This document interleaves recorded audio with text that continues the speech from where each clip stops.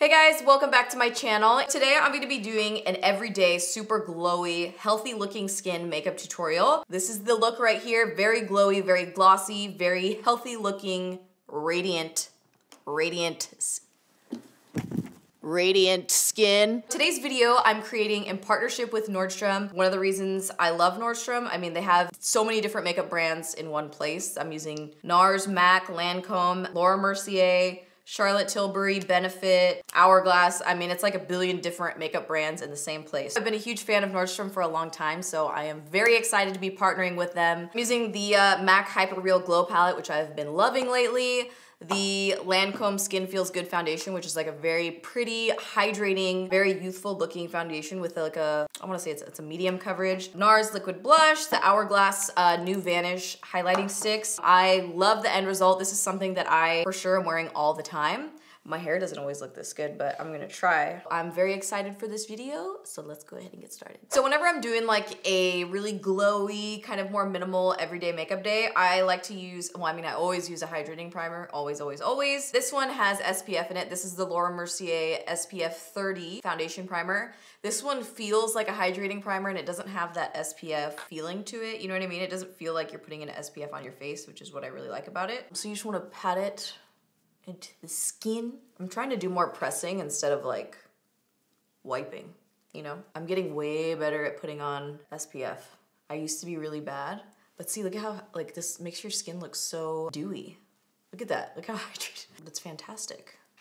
Okay, so now I'm gonna do foundation and I'm gonna be using the Lancome Skin Feels Good. This is a skin tint. This has SPF in it also, so even though I have primer that has SPF, this also has SPF. I'm telling you, I've been trying to be so good wearing SPF. Even the other day when we went off-roading, I was like in the sun, like the sun was beating down on my face and I was literally thinking like, I'm so glad I wore SPF today. I think about it all the time now. I don't know why, I don't know what changed. Should I be SPF? Yes, you should be SPF. John wears like SPF 8.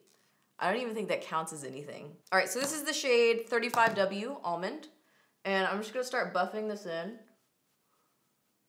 Yeah, I feel like this gives more coverage than just a tint, which I like.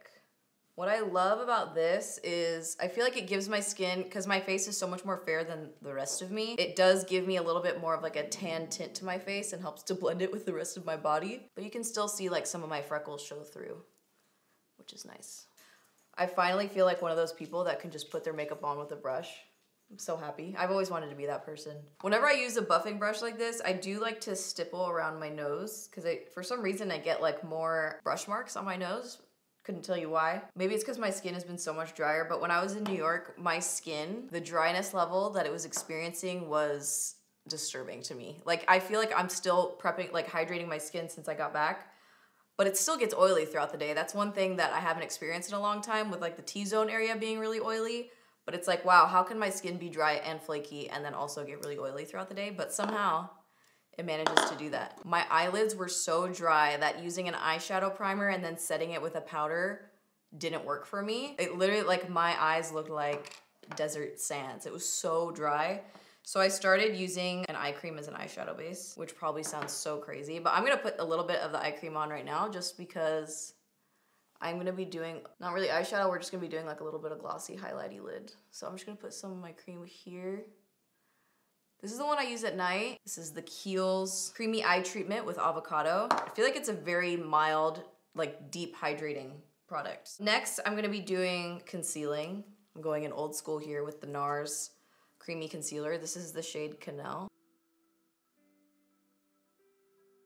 Just a little bit, and then I bring it here, and then I also do a little bit right there on my brow, just because I have very veiny eyebrow situations. Whenever I'm doing like everyday makeup or just more glowy makeup, I tend to use a lot less powder. I think it just makes the skin look more hydrated. I mean, especially right now, I'll show you guys when we get to like, well, I'm not gonna be doing bronzer, I don't think, because my skin's been so dry. I stopped wearing bronzer. I need to find a good liquid bronzer. Do you guys have any good liquid bronzers?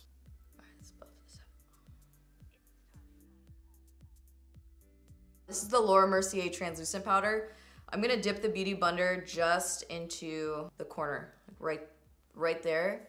and just tap it right here, just directly on the under eyes. Like I said, when I do everyday makeup, I try to not use a ton of powder because I think it wears better throughout the day. I think it looks a little bit more natural, and I just think it looks kind of more fresh. So I'll just take a little bit, very, very, very light amount of powder just to dust right here.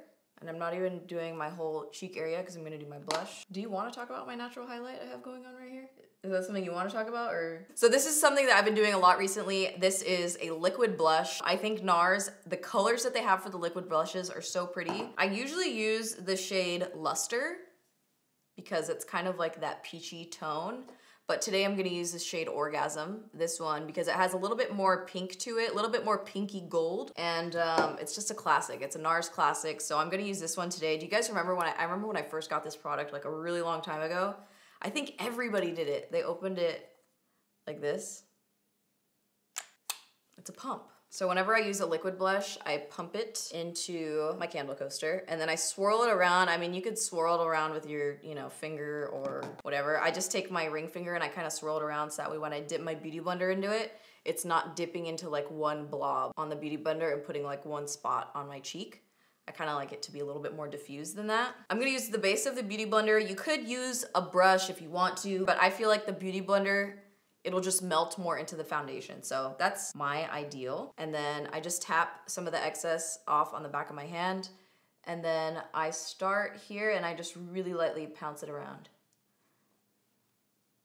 Pounce it around. But I think it just melts really nicely into like whatever liquid base you're wearing. And then you can still go in. See, that's what I really like about not using as many powders is that I can still go in and kind of blend out if I feel like it's a little bit too much blush. I just can go back in with my beauty blender that has a little bit of concealer, just a residual concealer, and just kind of buff it out. So the next thing I'm gonna use is another product that just came out pretty recently. This is from Hourglass, their Vanish highlight sticks. And I actually I thought I was gonna gravitate towards the gold flash color, which I have here. But the gold flash, like for me, I felt like it was maybe a little bit too icy. So I opted for champagne flash, which I thought was really pretty. This one. It's just a little bit of a different story. Not a drastically different story, but a different story. And we're gonna add it in a C shape right here. And I'm gonna apply it and then I'm gonna buff it out.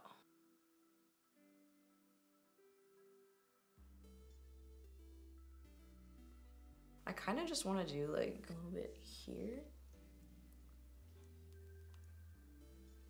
And then I'm just gonna take a little bit of the highlight stick and put it on the lids. This can add just a little bit of brightness to the eyes without being strong like an eyeshadow.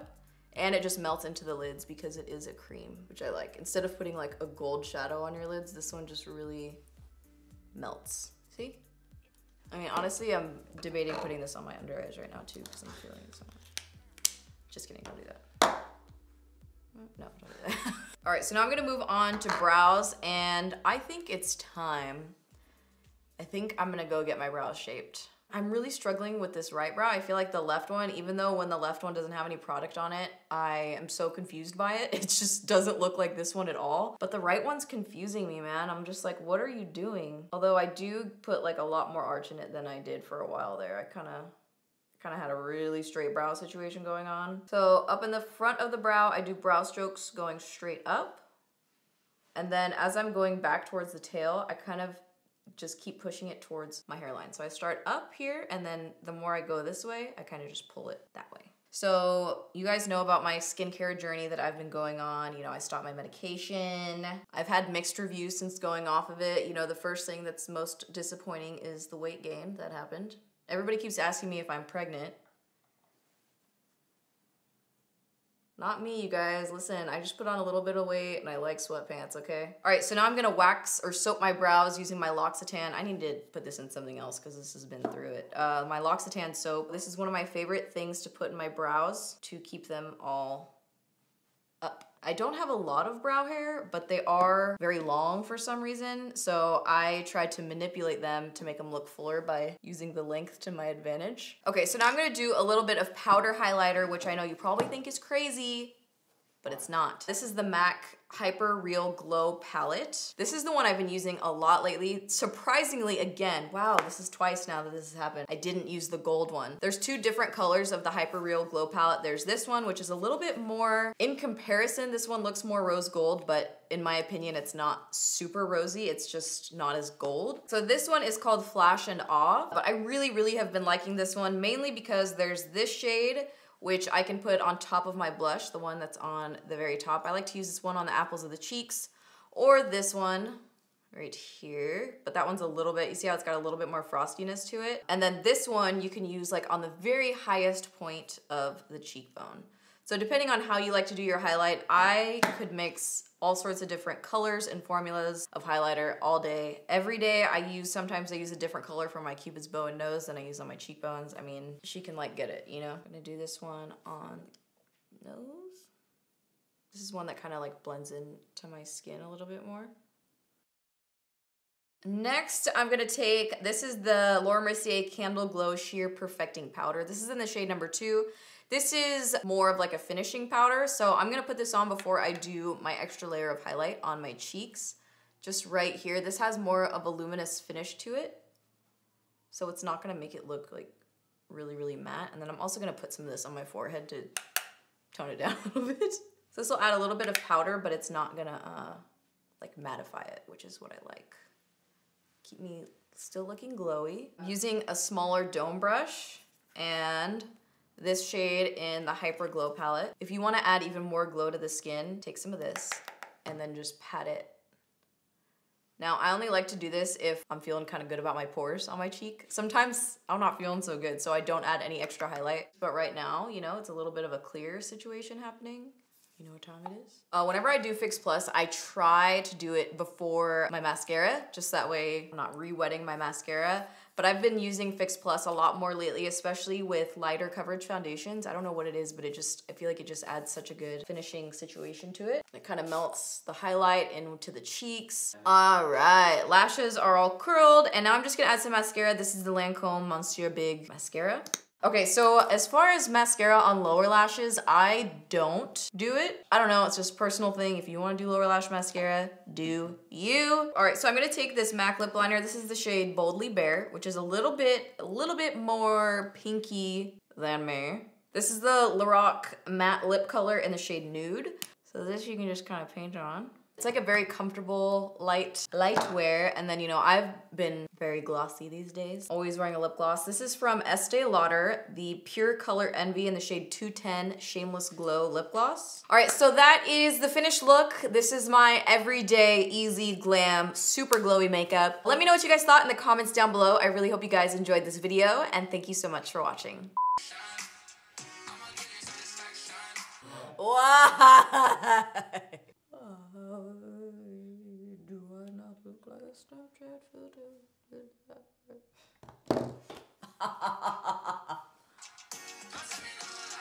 Like, let's do it, you know?